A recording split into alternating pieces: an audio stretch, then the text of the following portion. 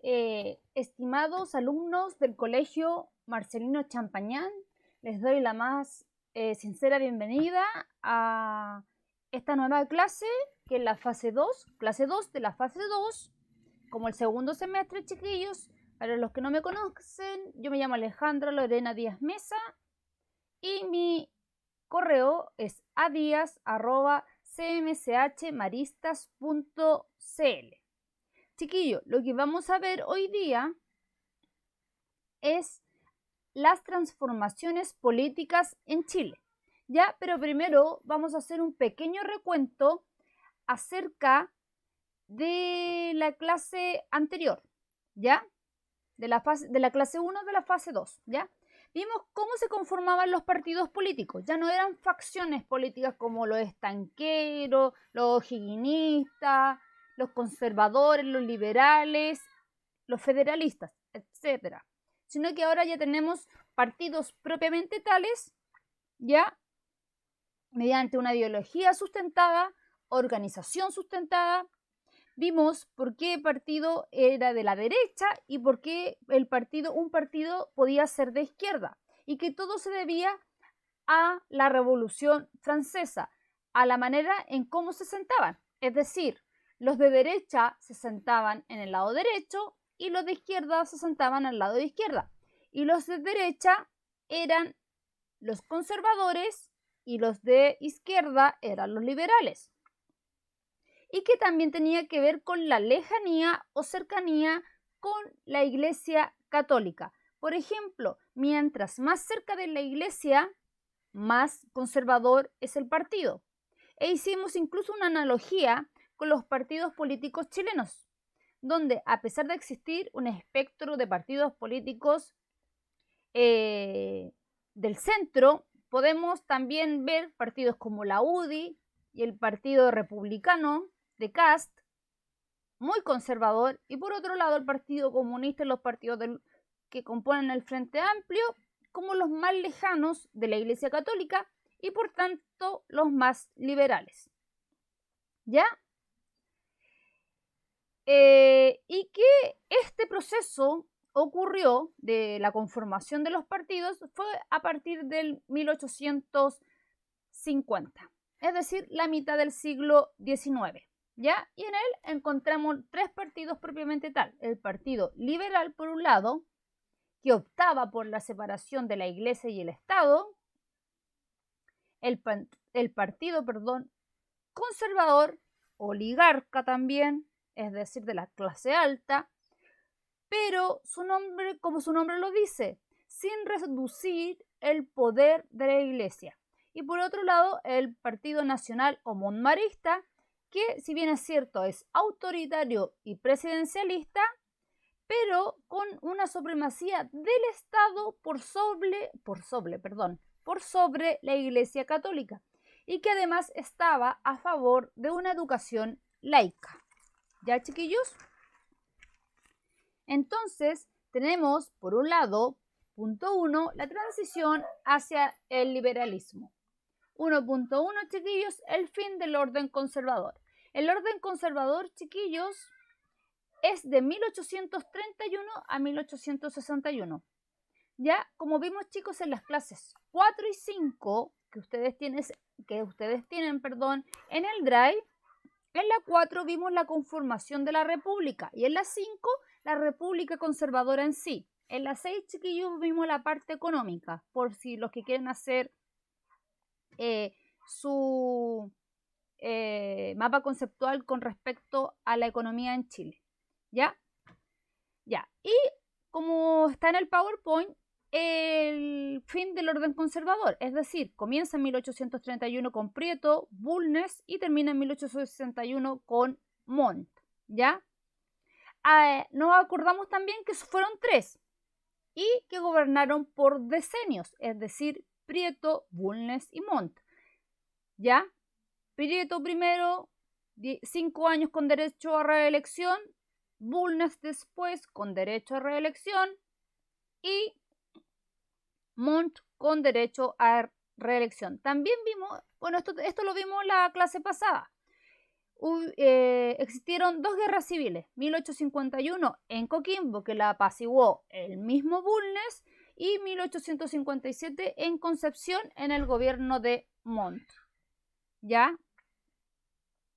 Este fin del orden conservador comienza a partir de 1840 y 1850, ¿ya? Venía fraguándose esto. Acuérdense que este orden portaliano de 1833 que interpuso con la Constitución no iba a durar 1000 años, ¿ya, chiquillos? Ni 100 años. Bueno, va a durar 100 años en rigor porque va a cambiar la Constitución en 1925. El orden conservador se fue debilitando, chiquillos, ¿ya? Acuérdense que hubo estas dos guerras que dijimos, ¿ya?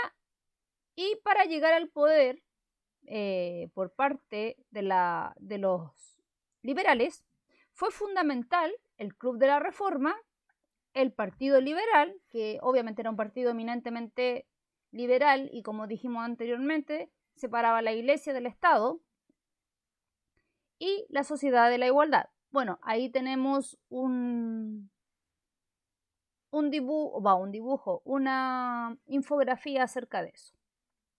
No infografía, yo diría una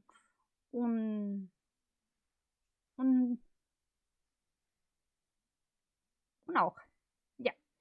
Chiquillos, una de las cosas importantes por qué se produce esta transformación la vamos a desglosar en A y B.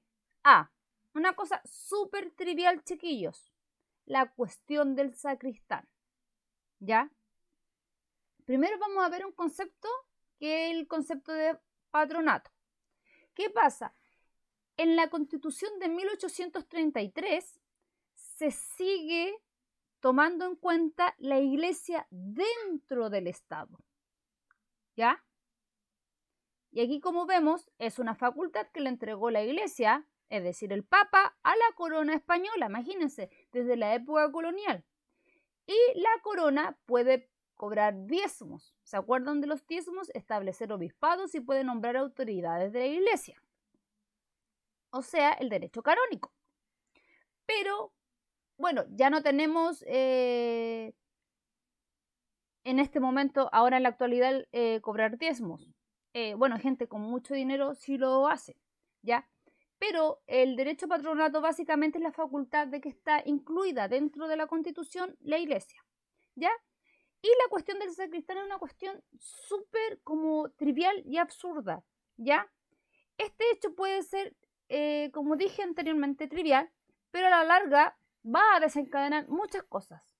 Va a ser como un hito, es un hito. Va a desencadenar la división de los conservadores. Desde 1831 el gobierno había considerado a la Iglesia, ya, derecho a patronato, dentro de la política. En 1845, el ambicioso Rafael Valentín Valdivieso, el obispo que vemos en pantalla, se convirtió en obispo de Santiago, con el ánimo de tener una militancia conservadora, ¿ya? Este hecho trivial, el hecho trivial de la cuestión del sacristán se transformó en una política, en una fisura entre el Partido Conservador, ¿ya? Irreparable. Esto no se va a volver a como atrás, o como que después vamos a ver que esto va a volver atrás, pero seguimos. Es un quiebre, chiquillos, hasta un punto irreparable en el Partido Conservador. ¿Qué pasó? Rafael Valentín Valdivieso despidió a un sacristán, pero dos canónigos de la Catedral de Santiago apelaron contra este caballero, contra Valdivieso. ¿Y qué dijo la Corte Suprema? Ratificó la apelación de los canónigos. Valdivieso se opuso al fallo de la Corte Suprema, ¿ya? Es decir, la Corte Suprema, una corte del Estado, chiquillos, ¿ya? Y incluso fue amenazado con el destierro. Montt, por otro lado, se mantuvo firme de parte de la Corte Suprema, a pesar de que Valdivieso le pidió que por favor fallara a su favor. Montt estaba de parte del Estado, entonces en contra de la Iglesia Católica, ¿ya? Pero la opinión pública se puso ciegamente de parte del clero, ¿ya? Por ejemplo, muchas devotas de alta sociedad, mujeres de alta sociedad, afirmaron que se colgarían, chiquillos, a las ruedas del carruaje que llevaría a Valdivieso fuera de Chile. Entonces, por esta cuestión del sacristán, va a haber una división de los conservadores. Ahí se me comió una S porque puse un mapa conceptual, chiquillos. Entonces, si ven, ahí vemos a los ultramontanos en la fotografía. A partir de la cuestión del sacristán va a haber una lucha de poder. ¿Por qué? Porque por un lado está el derecho de la iglesia y el derecho civil. ¿Y qué pasó? Montt no apoyó a la iglesia, apoyó el derecho civil, y los conservadores se van a dividir en el Partido Nacional, que defiende el derecho a patronato, pero rechaza el poder por sobre todo terminantemente de la iglesia, por un lado, ¿ya? Y después esa fusión liberal conservadora la vamos a ver después, en un rato más. ¿Ya? Entonces se va a dividir entre los monvaristas y los ultramontanos. Los ultramontanos, chiquillos, van a ser los que están a favor de la iglesia. Y el monvarista va a ser el que quiere una iglesia, una educación laica. ¿Ya? Como digo, chicos, si bien es cierto la política la hacen siempre, chiquillos, los ricos, Montt en su Ministerio del Interior tenía un ministro del Interior extremadamente duro, que va a ser Antonio Varas. En 1860, imagínense la mezclita, pues chiquillos, los conservadores, incluso los conservadores que están ligados a la iglesia, esos conservadores se van a juntar con los liberales. Es como que se juntara Kast y la UDI con el Partido Comunista y con el Frente Amplio. Imagínense la mezcolanza, chiquillos. Y llevaron juntos al poder al primer presidente, que aquí el triunfo de los liberales, al primer presidente liberal. O sea, los liberales se valieron de estos políticos de derecha, de ultraderecha, para sacar a José Joaquín Pérez en 1861, y que va a gobernar también un decenio hasta el 1871. Los liberales después ganaron también, ya van a ganar después por sí solos, en 1871, con el presidente Federico Errázuriz, que también va a tener la alianza con los conservadores, pero los va a dejar de lado en un momento determinado. Aquí comienza, chiquillos, en 1861 hasta 1891, que es, aquí vamos a tener una guerra civil bastante importante, chiquillos, donde se va a suicidar un presidente, Balmaceda, pero eso lo vamos a dejar para otra clase. Ya tenemos tres conceptos importantes: la rivalidad entre el ejecutivo y el legislativo, es decir, entre el poder ejecutivo del presidente y el poder legislativo del Congreso. Va a haber un cambio de relación entre la Iglesia y el Estado, ¿ya? Y además se va a ampliar el derecho a voto, ¿ya? Aquí vemos, por ejemplo, qué es la definición de Estado. El Estado es la personificación jurídica de una agrupación humana que habita dentro de un territorio común, con individuos asociados bajo una misma autoridad y un fin que los vincula a todos. Los componentes son la nación, el territorio común, un gobierno en común y un fin social que siempre va a ser el bien común. ¿Ya? Después tenemos, chiquillos, las reformas liberales. Las reformas liberales, chiquillos, van a estar basadas en el Congreso, ¿ya? Primero vamos a tener una disminución del poder ejecutivo. Chicos, en el libro, en la página 255,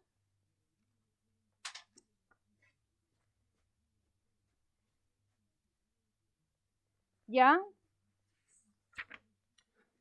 Aquí tenemos las reformas liberales, chiquillos. Se realizaron una serie de transformaciones a la Constitución del 1833, como por ejemplo la disminución del poder ejecutivo. Es decir, se va a levantar, se le va a dar una amplia facultad al poder legislativo, es decir, al Congreso. Va a existir, por ejemplo, esta disminución del poder del Ejecutivo se refleja con que la Constitución del 33 va a tener un pequeño cambio. Ya no va a haber derecho a la reelección en 1871, es decir, José Joaquín Pérez solamente va a gobernar 10 años, el último presidente que gobierna 10 años, se prohíbe para siempre, y en 1874, donde comienzan las reformas liberales, el presidente solo puede nombrar a sus ministros. ¿Ya? Otra cosa más que le dio protagonismo al poder legislativo fue la inexistencia de la clausura del debate, ¿ya? Que está aquí en la página 256.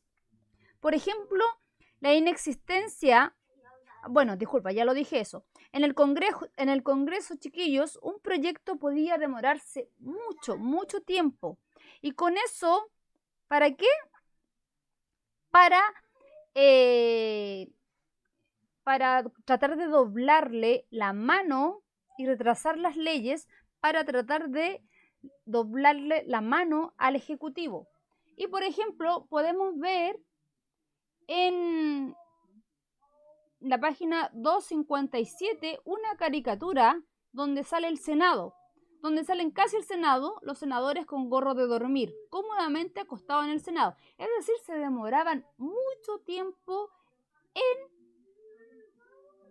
en legislar una ley. ¿Ya, chiquillos? Otra cosa que va a suceder es la interpelación ministerial, que después de 1891, porque en este tiempo, chiquillos, estamos en Chile, tuvimos nuestra independencia, pero el periodo propiamente tal, chiquillos, tenemos el periodo conservador, el periodo liberal, que va a durar hasta 1891.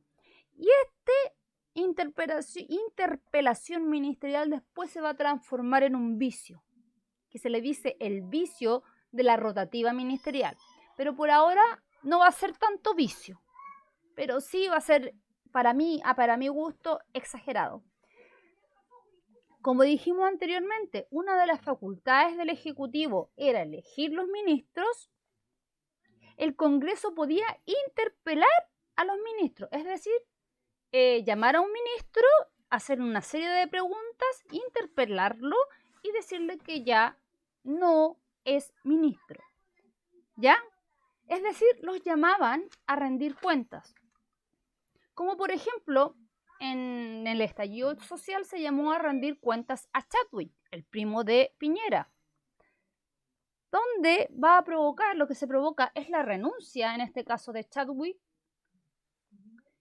por 5 años que él no puede actuar en el servicio público. O sea, más que público, en el servicio político. No puede trabajar en política, ¿ya?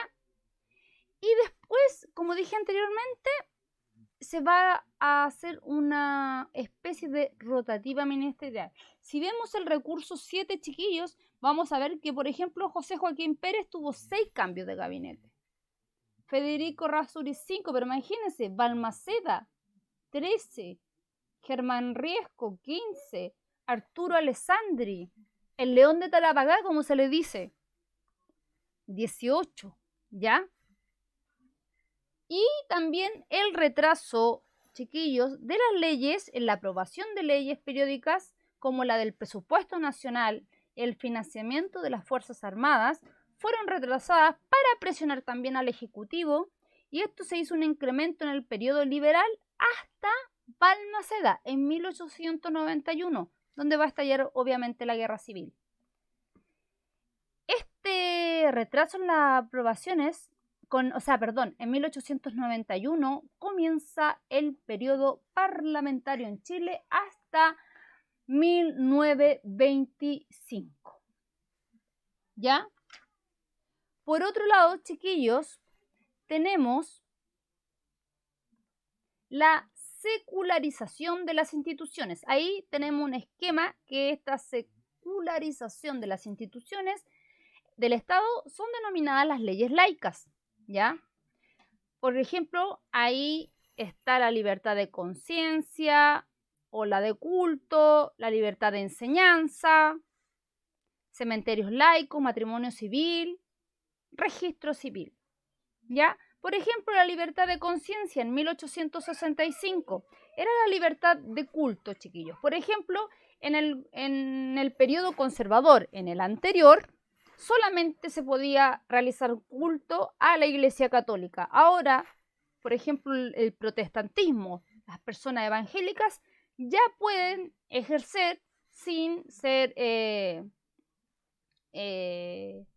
pasadas a llevar, y más que nada, más que ser pasadas a llevar privadas de su privilegio de ejercer libremente su religión, bueno, eso va a pasar. Toda persona que quiera ejercer su religión, su culto, lo va a poder realizar a partir de 1865, ¿ya? Sin embargo, se mantiene el catolicismo como oficial, y esto va a durar mucho, incluso hasta mediados del siglo XX. Fin del fuero eclesiástico. Ahora el clero o los integrantes del clero, ¿se acuerdan de la cuestión del sacristán que él decía que solamente Rafael Valentín Valdivieso solamente se debía al derecho canónico? No, pues chiquillos. Ahora pueden ser juzgadas las personas que pertenecen a la Iglesia por los tribunales civiles, es decir, por la Corte Suprema. Cementerios laicos, como el cementerio, chiquillos, general. Bueno, pero ese fue de O'Higgins, ¿ya? Y las personas pueden enterrar a sus difuntos en cementerios administrados por el Estado. Ley de matrimonio y registro civil, 1884. Chiquillos, antes esto solamente estaba a cargo de la Iglesia. O sea, uno se casaba por la Iglesia y diríamos que uno ya estaba lista. No necesitaba casarse por el civil, ¿ya? Ahora, la unión, para que sea legal, tiene que pasar por el registro civil, ¿ya? Y además, chiquillos, las defunciones y los nacimientos, que también estaban a cargo de la Iglesia, también ahora van a estar a cargo del registro civil. Pero, sin embargo, la Iglesia va a tener todavía su prestigio. Recuerden que en 1925 se va a derogar definitivamente el derecho patronato. Este derecho patronato que viene de la época colonial. ¿Ya, chiquillos? ¿Qué era el derecho patronato? La existencia de la Iglesia dentro del Estado. Ahora, en 1925, con el término del periodo parlamentario, se va a dividir la Iglesia por un lado y el Estado. Se van a divorciar. ¿Ya, chiquillos? Ya. Va a haber también un aumento de libertades públicas, como la libertad de reunión, de asociación y de enseñanza finalmente. En 1874 se intentó que el gobierno, es decir, el Ejecutivo, no influyera en las elecciones. Pero, ¿saben, chiquillos? Surgió el cohecho. ¿Qué era el cohecho? Igual hablamos un poco la clase pasada. Es, por ejemplo, pagarle a una persona para que vote por uno. O decirle, mira, ¿sabes qué? Yo te voy a aceptar en mi trabajo, pero tienes que votar por mí. Es influir. Y básicamente, ¿por qué influir en la gente? Porque para este momento se va a aumentar el derecho al voto. Por ejemplo, antes el voto era censitario, ahora el voto va a dejar de ser censitario. ¿Ya? Se amplió el derecho a voto, como por ejemplo eliminar que tuviesen una profesión. Pero quedaba mucho tiempo para que personas analfabetas o incluso nosotras, las mujeres, pudiésemos votar. Recién en el siglo XX, la mitad del siglo XX, nosotros vamos a poder votar.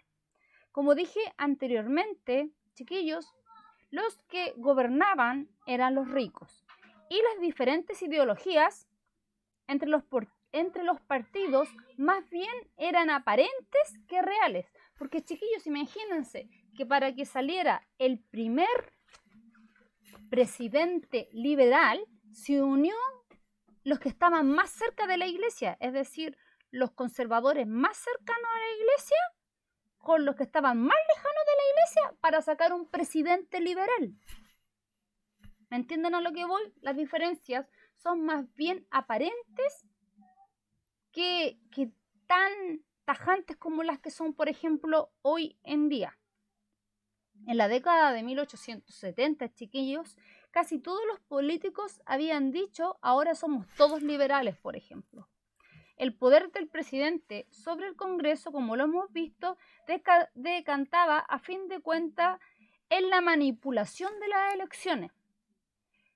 Cuando se dejó de manipular las elecciones, como lo dijo José Manuel Balmaceda, hablaba mucho acerca del tema de la manipulación, y el joven oficial, que después va a ser muy famoso, Arturo Prat, porque recuerden que Arturo Prat primero fue abogado, hace su tesis acerca del derecho de la ley de 1874 que funcionara, es decir, que no existiera el derecho al cohecho, o sea, no el derecho al cohecho, sino que existieran, que la ley funcionara, pero sin el cohecho, sin ese vicio político, ¿ya? Chicos, el ticket de salida de esta clase,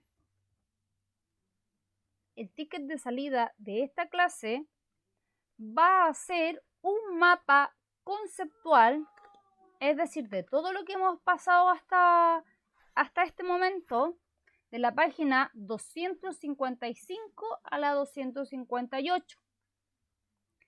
Y las actividades 1, 2 y 3 de la página 257. ¿Ya?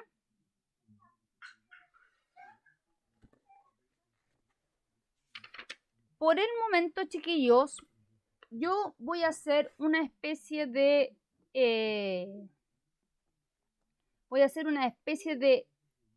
¿cómo se llama? Transversalidad.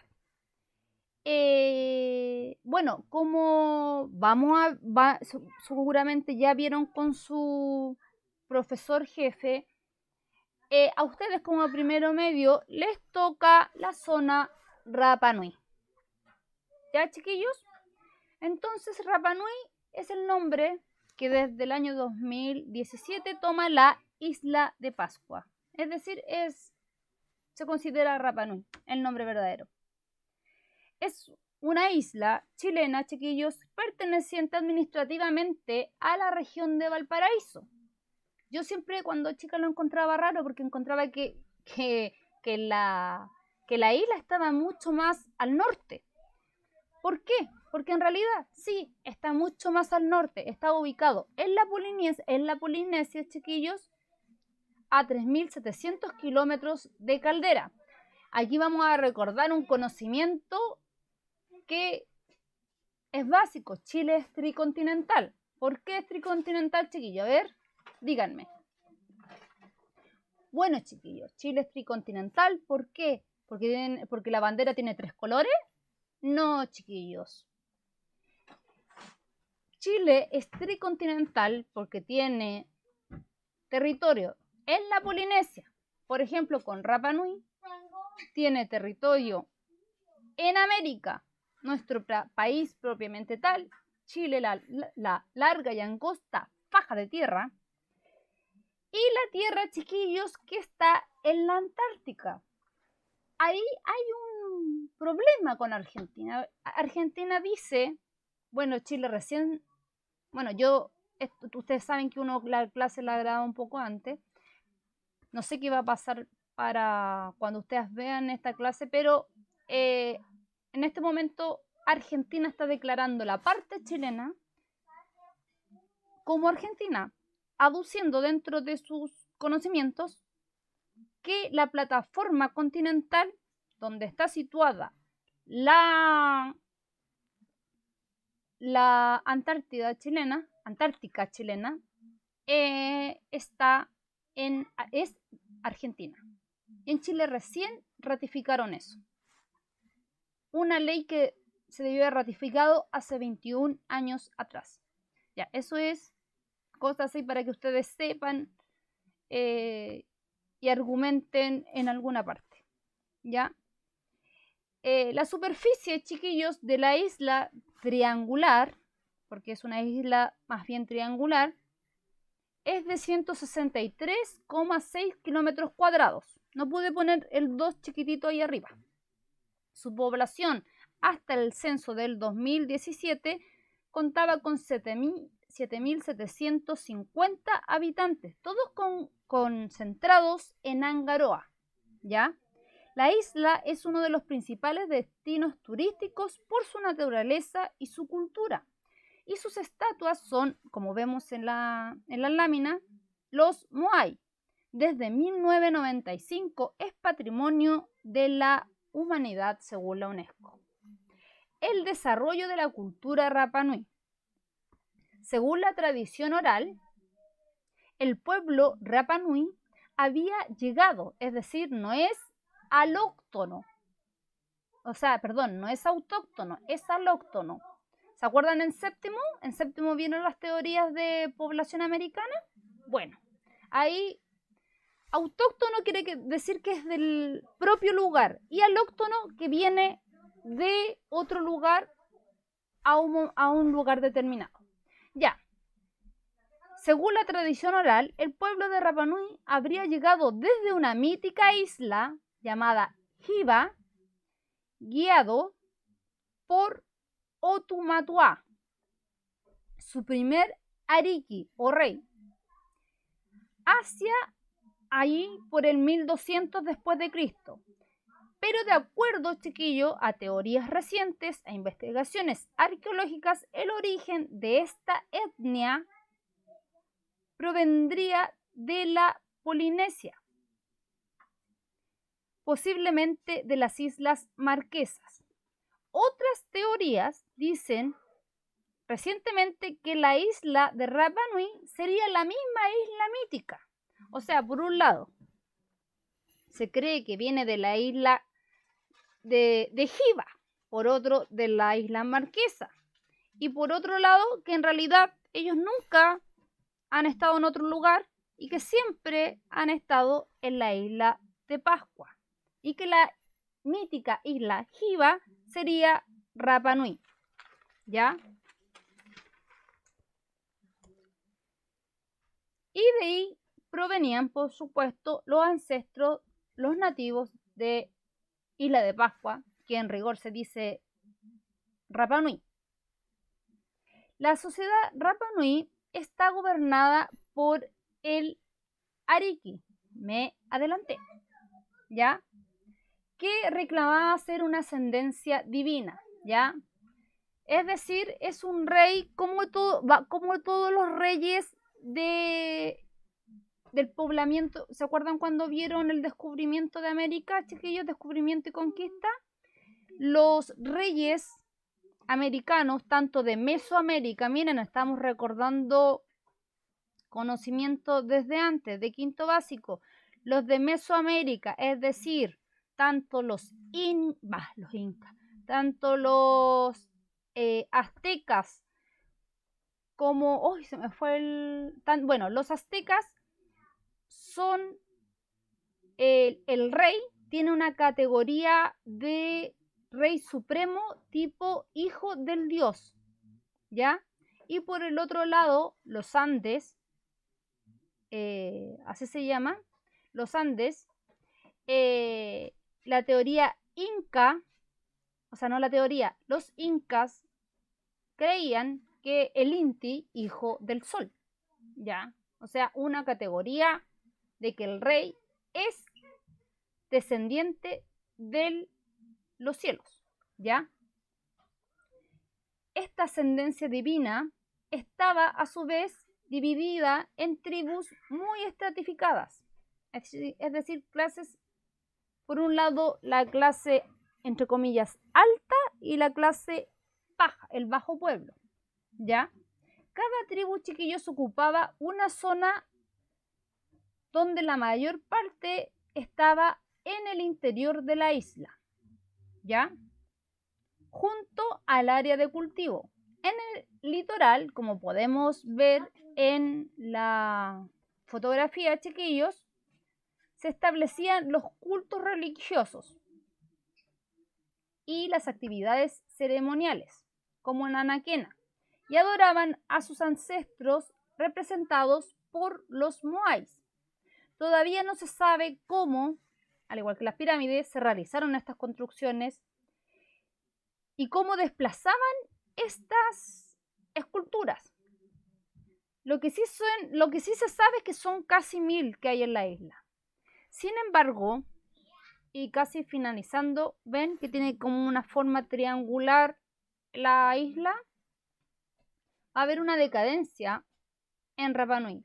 Va a haber una crisis. A ver, me voy a sentar mejor, chiquillos. Estoy sentada sobre mi cama. Y ahí por atrás se escucha mi hijo. Va a haber una crisis de sobrepoblación, chiquillos, ahí por el siglo XV y XVIII, es decir, por el 1400 al 1700. Rapa Nui, chiquillos, sufrió una crisis de sobrepoblación. Quiero que analicen bien esto, porque por un lado, chiquillos, la Tierra, nuestro planeta, también está sobrepoblado. Y se dice que está sobrepoblado. También, por ejemplo, se dice que incluso las pandemias son como para bajar un poco la población humana. Entonces, vamos a ver qué pasó acá en Rapa Nui. Una crisis de sobrepoblación, chiquillos, en los siglos, como ya dije, XV y XVIII, provocó una guerra civil entre las tribus, entre las distintas tribus que estaban en el centro de la isla de Pascua, con lo que siguiente hubo una destrucción de los altares ceremoniales, ¿ya? Y un abandono de las canteras donde ellos tallaban los moai. Los nativos padecieron en consecuencia de la sobreexplotación de los recursos. Pénselo bien, sobrepoblación lleva muy de la mano la sobreexplotación de los recursos naturales, lo que desencadenó en qué, chiquillos, en una deforestación de la isla, es decir, que la isla quedará sin el suelo, sin recursos. Y sus habitantes, con miedo, empezaron a habitar en cuevas para protegerse, chiquillos, de una cosa muy terrible que fue el canibalismo. Yo iba a buscar en internet canibalismo y poner una foto ahí de canibalismo, pero si lo veo un niño chico sin querer por meterse en YouTube, o en rigor cuando hice el PowerPoint estaba al lado con mi hijo, entonces no podía poner una imagen del canibalismo. Bueno, chiquillos, el canibalismo, lamentablemente, mi hermana es arqueóloga y dice que se dio hasta el año 1953 en la isla, ¿ya? La idea del canibalismo. Otra fuente dice que la guerra civil en realidad fue una competición por construir moais. y provocó la desforestación de la isla. ¿Por qué? Porque para mover los moai, como se movían las piedras, las grandes piedras en las pirámides, se hacían a través de los troncos, se deslizaban a través de los troncos.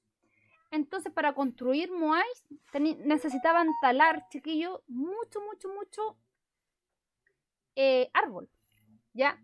Entonces, esto de talar tanto árbol impidió la construcción de canoas, alimento. Recuerden que el pescado es el alimento fundamental de Rapa Nui. Bueno, el pescado, los mariscos, etcétera. ¿Ya? Entonces dicen que por eso estalló la guerra civil. ¿Ya? Y con la llegada posteriormente de una facción golpista al poder. Hasta acá vamos a llegar, chiquillos. Y bueno, esto es lo que les puedo hablar de la transversalidad, porque también tiene que ver con historia. Espero que estén bien, que hagan los tickets y que por favor me manden los trabajos. Nos despedimos, que estén muy bien.